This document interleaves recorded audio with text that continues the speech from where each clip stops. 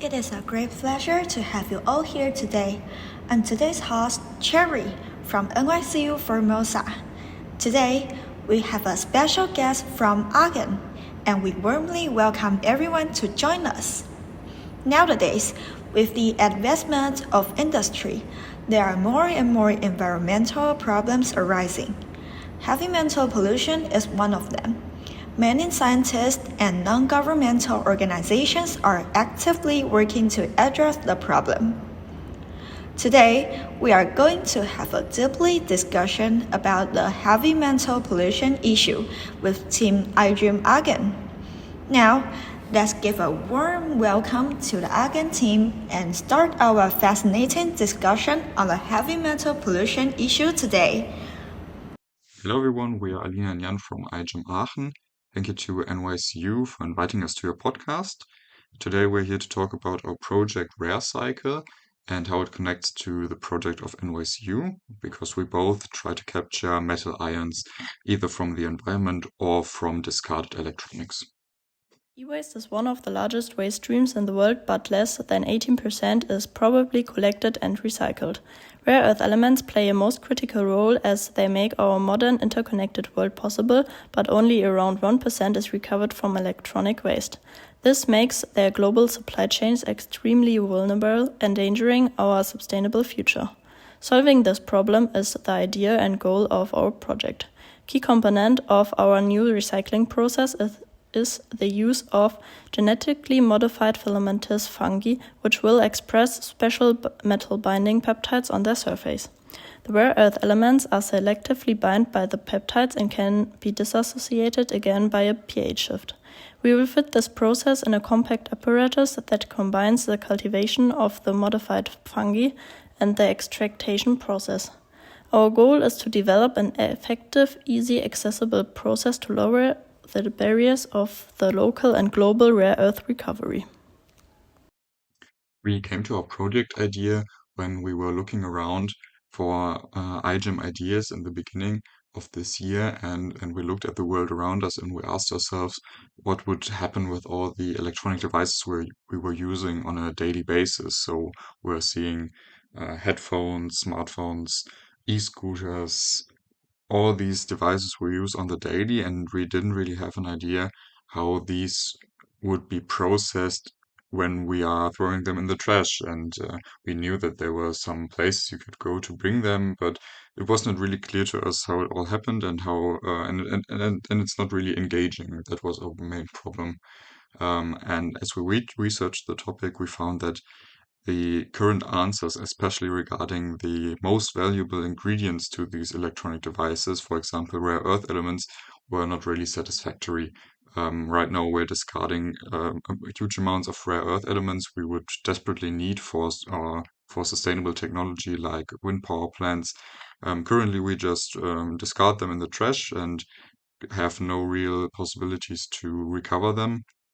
And that's where we try to introduce new technology based on bioengineered fungi as a filter material to recover these rare earth ions from a solution of electronic waste.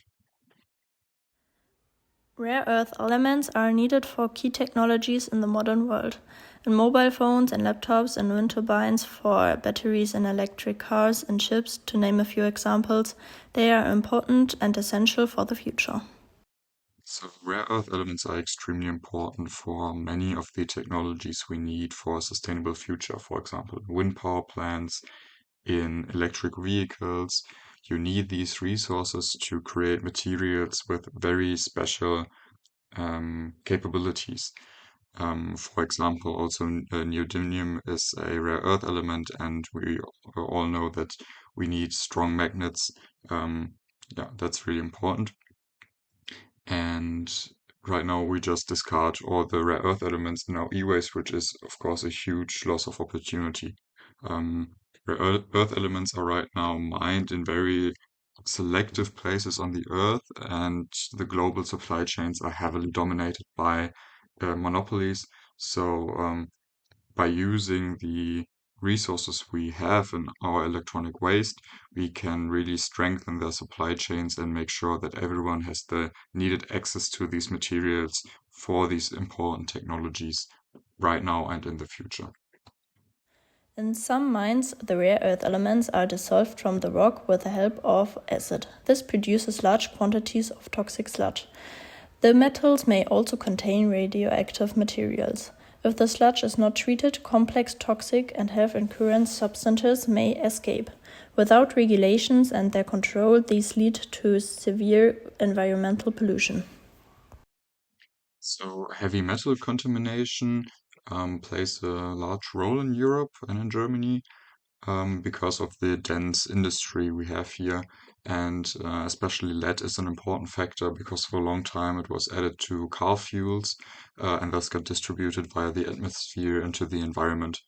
Especially concerning for maybe Germans is the forests because of the heavy metal toxicity to plants and animals. For a long time, we had problems with our forests in the past, and I think therefore we were really sensitized to um, contaminations in our ecosystems. Luckily, in Germany, the heavy metal pollution in forests is measured very intensely and has been since the 80s. And through regulation on European level, the heavy metal pollution has been decreasing steadily.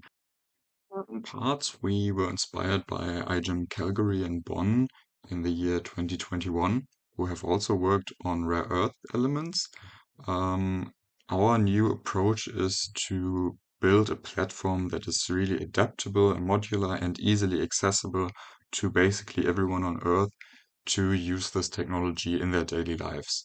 So we introduced the idea of using a genetically modified fungus that expresses special proteins or peptides that can capture these rare earth elements. And then we use this really versatile biomaterial to build a hardware project that anyone could copy. And in theory, communities could use to recycle their own e-waste and profit from the recovered rare earth elements and strengthen their local economies. So we use the knowledge that was generated by past iGEM teams, and we also talk to experts in the field, and we try to combine everything into a really viable product that people and communities can use to manage their own electronic waste and profit from it.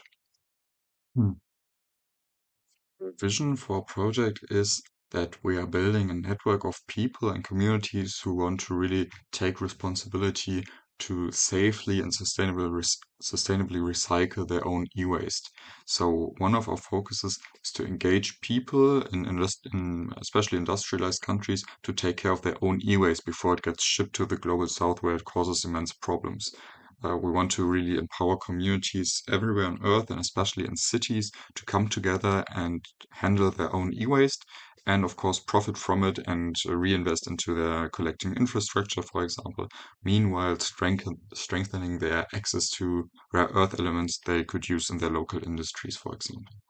And another focus is also to supply innovative and easily accessible biotechnology to countries of the global south, for example, where illegal and unsafe e-waste recycling is currently a huge problem. We are talking to NGOs, for example, and try to get our biotechnology based on really easy to grow fungus as a filter material, get this into the communities of the people where they can create jobs, create new opportunities using this low barrier technology to recycle their e-waste safely and on biological basis. So we want to really empower communities all around the world and also create a network of these communities to work towards these key sustainable development goals. For example, responsible consumer behavior, where people take care of their own e-waste, but also creating jobs and opportunities, safe jobs in this field, and also preventing the bad elements of electronic waste, the harmful and toxic materials to get into the environment like they do currently in countries of the global south. Yeah, these are main goals, and we are in contact with our partners to bring this vision into reality. Okay, thanks. In today's episode, we delve into the fascinating project of Team Aachen and about less potential ways to solve the environmental problem. From the project, we see a passion of scientists and innovators who are working diligently in the lab, but also striving in society to address environmental issues. Let's continue to follow the efforts of these young scientists and look forward to their future achievements. Thanks to Team Aachen, and thank you for tuning into our podcast. See you next time.